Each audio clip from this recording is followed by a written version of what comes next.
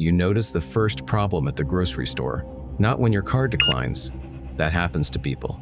The real problem is the receipt. It prints anyway. No items, no total, no store name. Just your full name, your current address, and one line at the bottom. Account transferred. You laugh once because it has to be a mistake. Then your banking app logs you out. Your phone signal drops to 1 bar. The cashier stops looking annoyed and starts looking careful. Behind you, the automatic doors slide shut. Not locked, just closed. A man in a plain gray coat enters from the parking lot and places a folder on the counter. Your name is already written on it. He does not threaten you. He only says the debt has moved to the next level. And that is the first time you understand. You did not borrow money. You entered a system, level 1, the small loan. It starts with $500, not enough to ruin a life, not enough to become a headline, not enough for anyone to believe you when you try to explain what happened. Your car needed repairs. Your rent was due. Your paycheck was 3 days away. The website looked clean. The page was almost empty. White background, soft blue buttons, words that sounded like help, fast approval. No long forms, no judgment. You told you were being responsible. You were not buying something stupid. You were not trying to get rich. Ask work, your name, your address, your job, your bank account, your emergency contact, permission to verify your identity. Every box had a check mark. Every sentence was short. Every warning was hidden inside language designed to make you tired. At the bottom, there was one button, accept. You did not read everything. Nobody reads everything to make you tired. You bought groceries without checking the total. You promised yourself that when the paycheck came, you would pay it back and forget the whole thing. That was the first lie the system needed from you. Not a lie to someone else. A lie to yourself. 3 days later, your paycheck arrived. You opened the app. The amount due was not $500. It was $643. You stared at the number for a long time. Then you saw the words beneath it. Processing adjustment. Convenience extension. Risk recalculation. You did not understand those words. So you did what most people do when they do not understand a machine. You assumed it knew more than you did. Level 2. The first late fee. You call customer support during your lunch break. The hold music sounds calm. Too calm.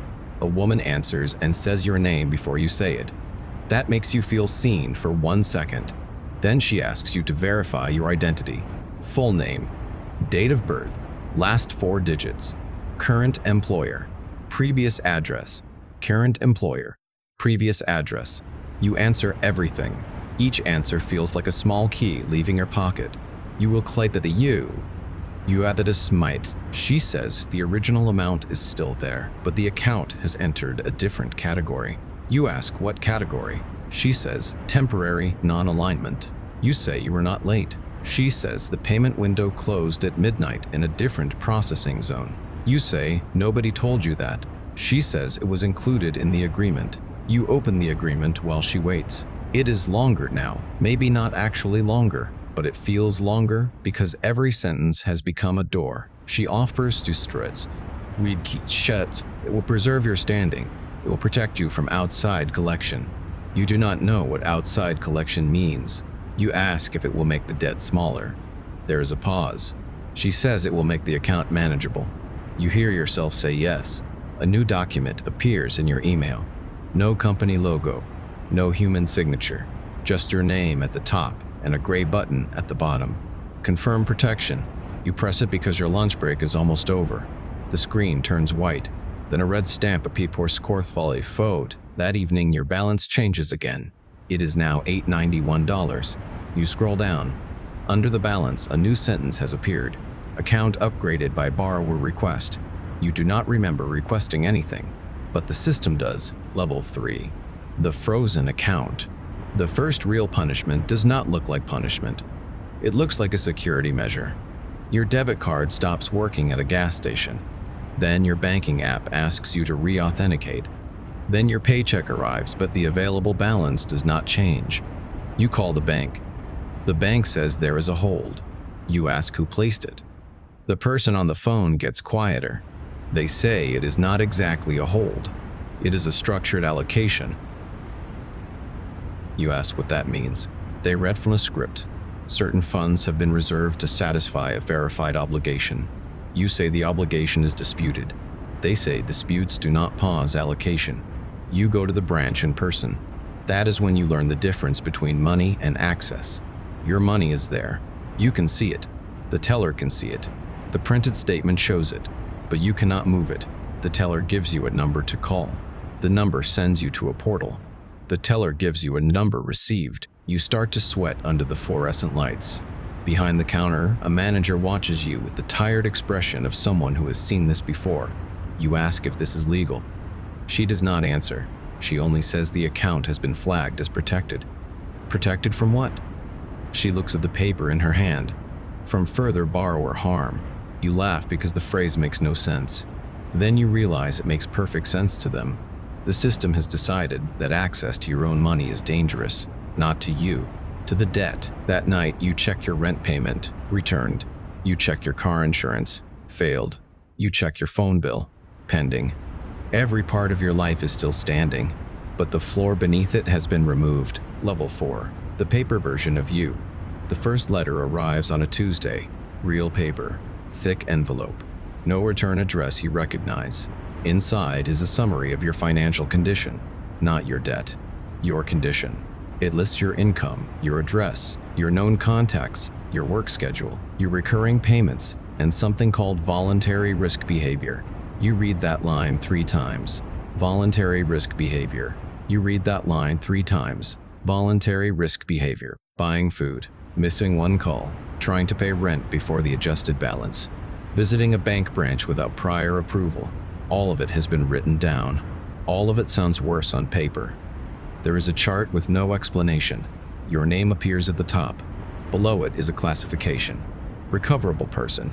You do not know what that means, but your body understands it before your mind does.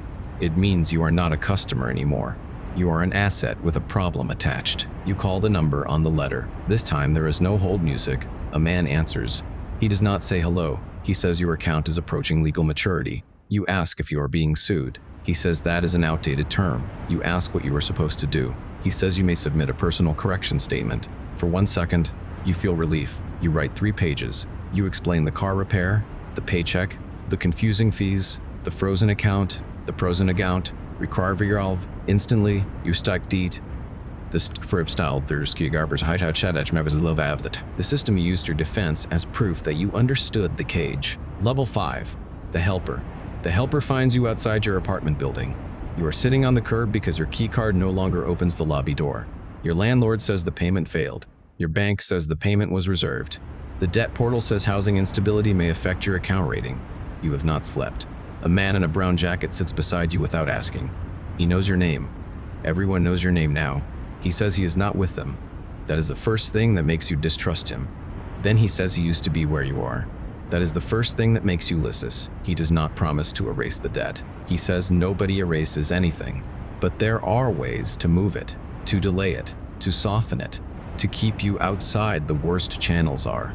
He looks at the building entrance. He says you are not there yet. Not yet. He gives you a folder. Inside are forms with blank spaces where company names should be. He says it is a temporary protection agreement. You say you are done signing things. He nods like he respects that. Then he asks where you will sleep tonight. That is how he to these. The next morning, you wake up in a motel room paid for by the agreement. There is a clean towel, a plastic cup, a small breakfast voucher. For the first time in days, something works. Then you see the bracelet on your wrist. Soft gray plastic. No logo. No screen. No button. Level 6. The price of leaving. The bracelet is called a coordination band. The woman at the motel desk says it is standard for protected accounts.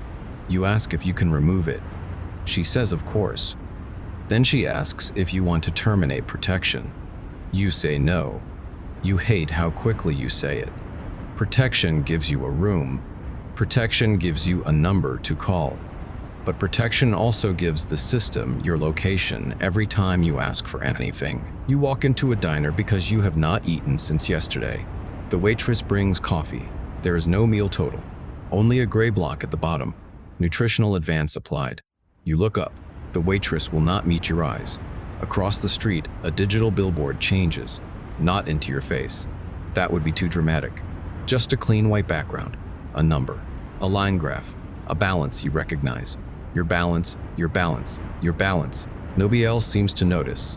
A traflate twitari twatan the remadkis squedem, but coincidences do not know your name. You tried to leave the city 2 days later, not dramatity, at base. And the Sesson, the ticket prints with your name already on it. You had not entered your name. The clerk slides it under the glass and avoids your eyes. The destination is wrong. A smaller city, a processing center, a place you have never heard of. Thane pulses once. A gray-coated man pulses. Once gray-coated man pulses. Then pull to set. The bus bear eyes. Bait right at a hotel, your ID does not verify. At a clinic, your coverage is pending. At your old job, your badge no longer works. Your manager will not meet your eyes. He says the company received a notice, not a threat. A notice. You ask what it said. He says it recommended separation for both parties. That is when you understand the new rule. The system does not need to imprison you. It only needs to make every normal door require permission. Level 7, the public story. The public story begins without you. Your landlord tells the neighbors you abandoned the unit. Your employer records you as voluntarily separated. Your bank marks your account as restricted for review. Your phone company sends a final notice to an email you cannot access. Your mother calls you 17 times. On the 18th call, you answer. She is crying before she speaks. Someone called her. A woman with a calm voice. The woman said you had entered a private resolution process. The woman said contact might interfere with recovery. The woman said helping you directly could increase your liability. Your mother asks if you are in trouble. You want to say no, but every honest answer sounds like trouble. So you say you are handling it. That is another lie the system needed. A lie that cuts the last clean rope. A week later, your face appears on a private notice board inside a building you are not allowed to enter. Not a public poster. Not a criminal warning. Nothing that would look dramatic in a movie. Just a small image beside a file number. Non-compliant borrower. Recovery pending. You stare at it through the glass doors. Your own face looks like someone else's problem. The helper returns that night. He is wearing a different jacket now. Cleaner, darker, closer to gray. You ask if he still works outside the system. He looks at you for a long time. Then he says nobody is outside. There is still one option, work conversion. You ask what kind of work. He says simple work, temporary work, safe work, safe work. You ask how long. He says that depends on your balance. You ask what the balance is now. He shows you the screen. You start breathe. You've dabbed, it's been completed at level 8, the facility. The facility is underground, but nobody calls it underground. They call it climate controlled. There are no bars, no guards with weapons, no screaming, just doors that open only after other doors close, just lights that never fully turn off, just hallways with painted arrows and cameras hidden inside black glass domes. At intake, they take your phone. They say it will be stored. They take your wallet. They say it will be reconciled. They take your name. They say it will remain on file. Then they give you a badge with a number. Not a prisoner number, a participant number. Every word here is softer than what it means. You are assigned to a work floor. The task is simple enough to make anger difficult. Move sealed packages. Scan blank labels. Sort gray folders. Wait when the light turns red. Continue when the light turns green. Nobody tells you what the packages are. Nobody asks you to do anything that sounds illegal. That is part of the horror. The facility does not feel like a crime. It feels like paperwork that learned how to breathe. Each hour reduces your balance by a small amount. Each meal adds a small $20 cost. Each medical check adds a compliance fee. Each unanswered question adds a delay. You work all day. At night, the debt is lower by less than the price of being kept alive. On the wall near the sleeping area, someone has scratched old names into the paint. Dozens of them, maybe hundreds of them, maybe hundreds. The area someone has retched deep into the bolt. Beside it, Remunt. You find a night hive. Stay full then Level 9. The almost escape. You do not plan the escape. That would make it sound brave. It is not brave. It is exhaustion. A service door fails during a power test. For 6 seconds, the hallway behind it is dark. A man beside you looks at the door. You look at him. Neither of you speaks. Then you run. No alarms, no shouting, no dramatic chase. Just the soft sound of your shoes on sealed concrete. You pass a laundry room, a loading corridor, a stairwell that about flouts meaningless. For the first time in weeks, you feel outside air. It hits your face through a cracked metal door. Cold, dirty, real. You push through and step into an alley behind a row of restaurants. The city is there. Cars, streetlights, people laughing somewhere above you. Normal life is close enough to touch. You remove the bracelet with a broken edge of plastic. You throw it into a drain. For 1 minute, you believe pain has an ending. Then a delivery driver across the alley looks at you, not with fear, with recognition. His phone vibrates, so does the phone of a woman near the back door. Then another, then another. No one attacks you. No one grabs you. They only look at their screens and then at you. A message has gone out, not to police, not to guards, to everyone connected to the same invisible ledger. You run until your lungs burn. At the bus terminal, you find an old self-service screen. It wakes before you touch it. Your name appears. Then your new number. Then one sentence. Voluntary return in progress. You whisper no. But the system has already recorded yes. That is when the gray-coated man appears on the reflection of the screen. For 1 second, you think he has come to take you back. Then you realize he is not looking at you. He is looking past you. At the next person in line, level 10, the new ledger, they do not punish you when you return. That is how you know you never truly escaped. Punishment would mean you broke something. You did not. You completed a test. A woman in a white office reviews your file while you sit across from her. There is no anger in her voice. She says your escape attempt demonstrated high adaptive capacity. She says your public contact response was unusually strong. She says your profile may qualify for reassignment. You ask what reassignment means. She turns the screen so he can see it. Your balance is gone.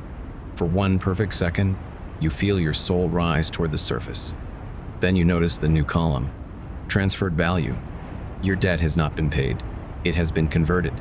Your name is moved from borrower to field contact. You ask if that means you can leave. She smiles like the question is childish. You can leave the facility. You can sleep in a small apartment.